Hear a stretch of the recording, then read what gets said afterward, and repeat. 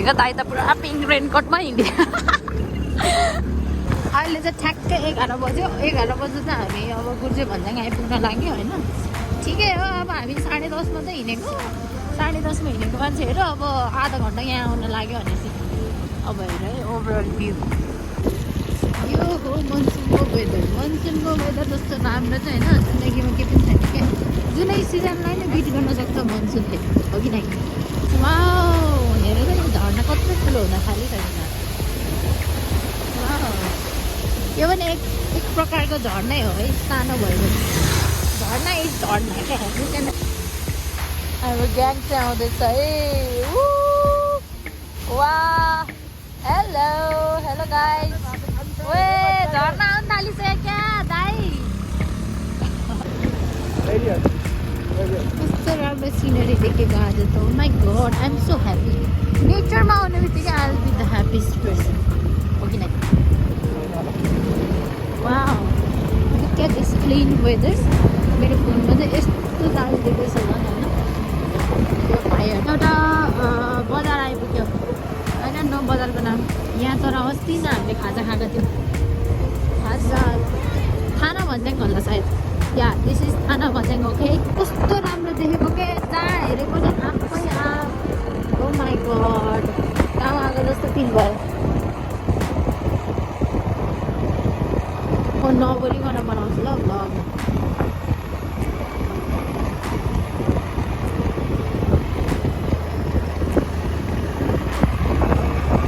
यो गाउँको बाटो कस्तो राम्रो देख्छ। वाउ,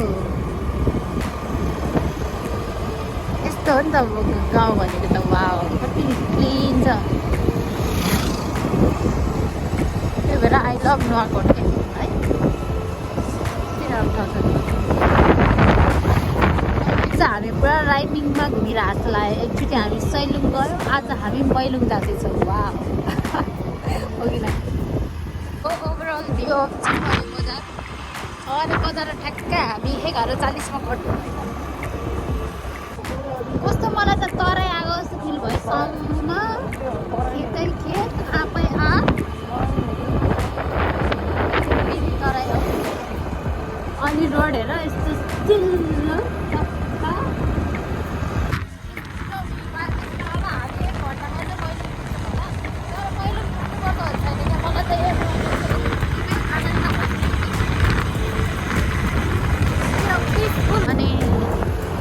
अब कता शान्ति बजारसम्म चाहिँ एकदम राम्रो छ अरे बाटो यस्तै।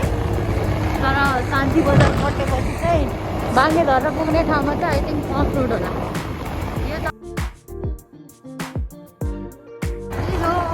एकदम रमाइलो भएर हाम्रो जर्नी। अब हुन्छ सैलुङले आँखा खाएको मान्छेहरू मैलुङले हेरौँ कस्तो बनाउँछ। यस्तै हो अफ रोड भनेको चाहिँ यस्तै हो भित्र अहिलेसम्म चाहिँ यस्तो मिठो नराम्रो भनेको चाहिँ यही हुन पनि सक्छ। तर योभन्दा वर्स्ट पनि आउँदै होला सायद। तर यस्तो नि छ है। लुक एट दिस सुरुङ गाइस।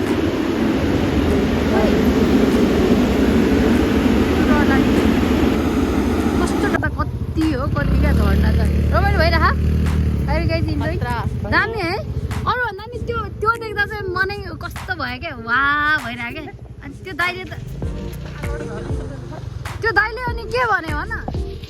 छ्या त्यस्तो त होइन अरे भनेपछि कति राम्रो होला त मैलुङ पानी पर्न। अब हामी बाङ्गे झर्न पुग्नलाई 6-7 मिनट लाग्छ होला एकदम लाग्यो भने। तर यहाँ हामी क्रिस्टल क्लियर वाटर देखेर चाहिँ रोकेको क्या एकैछिनलाई। यति राम्रो ठाउँ छ नि। Oh my God, I am enjoying every view क्या। यहाँ हेर त तल पनि यस्तै दामी। ओ वाउ, सी मेरो यहाँ फोन कसो भन त। I'm not gonna find my phone. Wow. यहाँबाट चाहिँ अब दुईवटा बाटो आउँछ। एउटा चाहिँ भ्यू पोइन्ट जाने भने चाहिँ बाङ्गे झर्नको लागि माथि, तर तल्लो जाने भने त अन द वे तल यता। सो भ्यू पोइन्ट जाने ठाउँमा चाहिँ यस्तै हो अफरोड चाहिँ। अफरोड चाहिँ ढुङ्गा भनेको चाहिँ यही हो। सबभन्दा नराम्रो भने नराम्रो नै छ। अब कसैले नि अफरोडै चलाएन भने त्यसको लागि त डिजास्टरै हो। त्यही पनि साथीको पारा यस्तो छ है। अब कस्तो हेर न तल देख्दैछ। उनीहरू त स्विमिङ पुल जस्तो नि रहेछ, सानो थाहा डर लाग्दैन म त यस्तोतिर त सर्प हुन्छ नि त।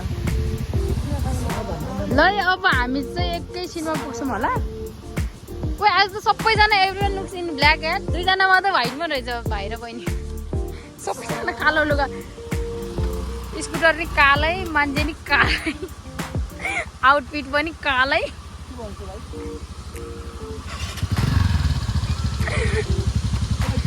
लेट्स गो हेर न यस्तो राम्रो भ्यू छ ओ माइ गॉड यस्तो भ्यूमा अनि राइड गर्दै दुध चिया खाँदै अनि टाढा टाढा जानु पायो भने त अनि जिन्दगी त आई डोन्ट निड अहिले त बनाएको हेर त पानीमा होस् sailors travel more this is the vibe यहाँ चाहिँ आसमा आएको भएदेखि कति रमाइलो हुन्छ आसमाले कति इन्टरटेन गर्थ्यो रोशनी दिदी आएको भएदेखि रोशनीले कति इन्जोय गर्थ्यो होला माया दिदी आएको भएदेखि माया दिदी कति हाँस्थ्यो होला साथीहरू त छ तर के गर्नु टाइम मिल्दैन कसैको के मिल्दैन कसैको के मिल्दैन त्यही मनमै जाने ट्याक्कै कहाँनिर बाँके त चाइनाले पखान के थाहा बा चाइनाले यस्तो पाइपबाट पानी खसायो कि चाइनामा के त एउटा ओए कस्तो हरियाली देखेको हरियाली पखान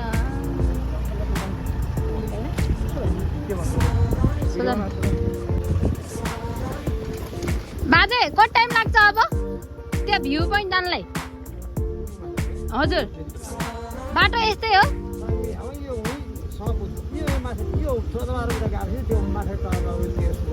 ए त्यो सापकोटाको घर कता हो ए ल ल thank you content of the day बाजेसँग पनि बोलियो बाजेले भन्नुभएको अब हामी 5 मिनटमा त्यहाँ पुग्छौँ सापकोटा घर पनि त्यही छ सापकोटा अङ्कलकोमा हामीले खाना अर्डर गरेको छ चिकन खाना so we gonna enjoy the खाना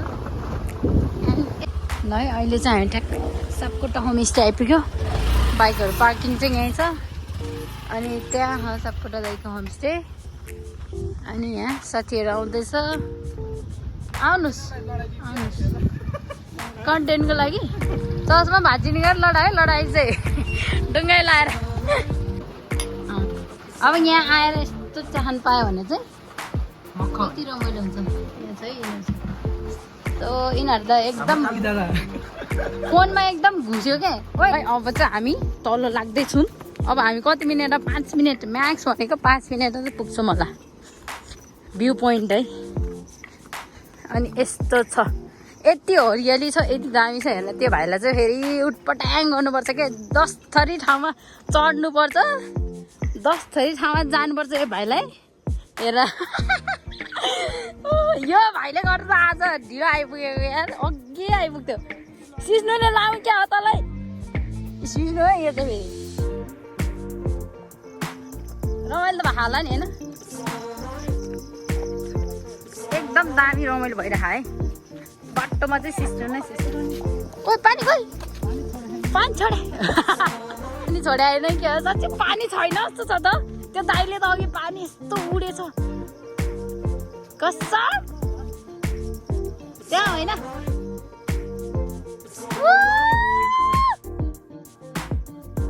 अब हेर मैले हेर्नु पाएन भने नि अन द वेको यस्तो यस्तो त्यहाँको यताको यो त्यो पनि झर्नै हो यो सी ओए उडेको झर्ना वाह look at this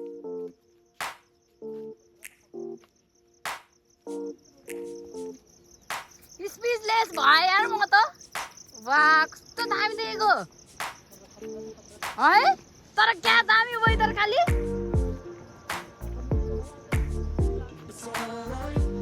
oh my God यही हेर्न आएको है हामी ओ माई गड हल्का पानी पर्न थाल्यो तर केही छैन ओ यो चाहिँ मेरो सिनेमेटिक भ्यू है त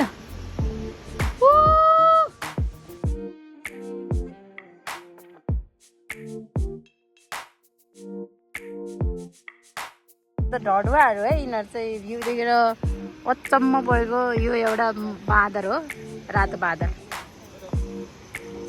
ओए पानी त ठुलो पर्यो त अब यो झर्ना त त्यो भन्दा पनि ठुलो हुन्छ पानी त ठुलै पर्यो त हौ बजेट नि तल त पुरा पार रहेछ त क्या लोकल है क्या भाइ ए यो त लोकल भन्दा नि कडा हो क्या बरु लोकललाई त आएन होला कति लाग्यो भने यसले त पुरा दाम हुन्छ कति लाग्छ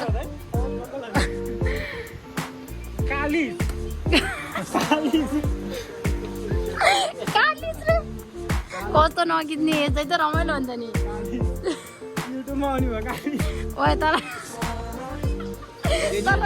सुन न तल त भोक लागेन होला नि भात खाएर आयो नि त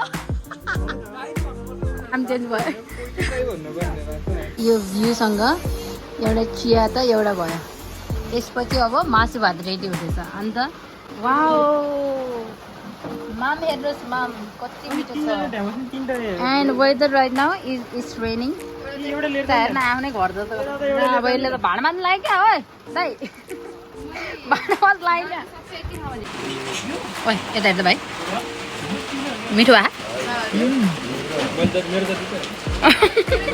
नाटक नपऱ्यो बाबु गाइस कस्तो छ खाना गुड गुड गुड हो 5 स्टार हो यता त हेर्दा भाइ भोक लागेर हो त त्यस्तो भए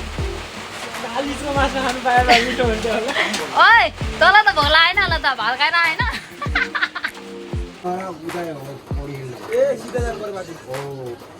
कन्भर्सेसन हुँदैछ इट इज स्टिल रेनिङ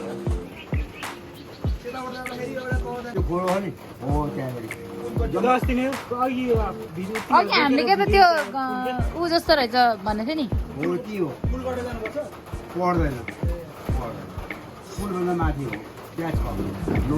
हामी यहाँबाट जानु लाग्यो एकदम रमाइलो भयो 2 कप चिया नै खायो अब म चाहिँ लोकल भ्लगर है काठमाडौँको वरिपरि देखाउने भ्लगर अङ्कलहरू हुनुहुन्छ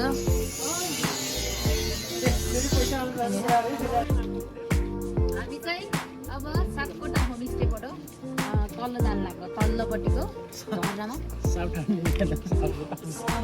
होमस्टे अनि यहाँको चाहिँ यता मलाई मुखमा देखाउँदा एकचोटि हामीले 2 कप चिया खायौँ अनि मासु भात खायौँ अनि मात्र 2330 रुपियाँमा त्यो भनेको चाहिँ 6 जनाले 2330ले पुग्यो भने चाहिँ त्यो भनेको एकदम धेरै होइन बिस्तारै अब चाहिँ हामी जानु लाग्यो होइन एकदम राम्रो भयो एकदम रमाइलो भयो 2 कप चियाले चाहिँ अलिकति पेट त गर्दैछ तर लेसी अब हामी तल गएपछि बाँकी भएको भ्लग बनाउँछौँ ल बाई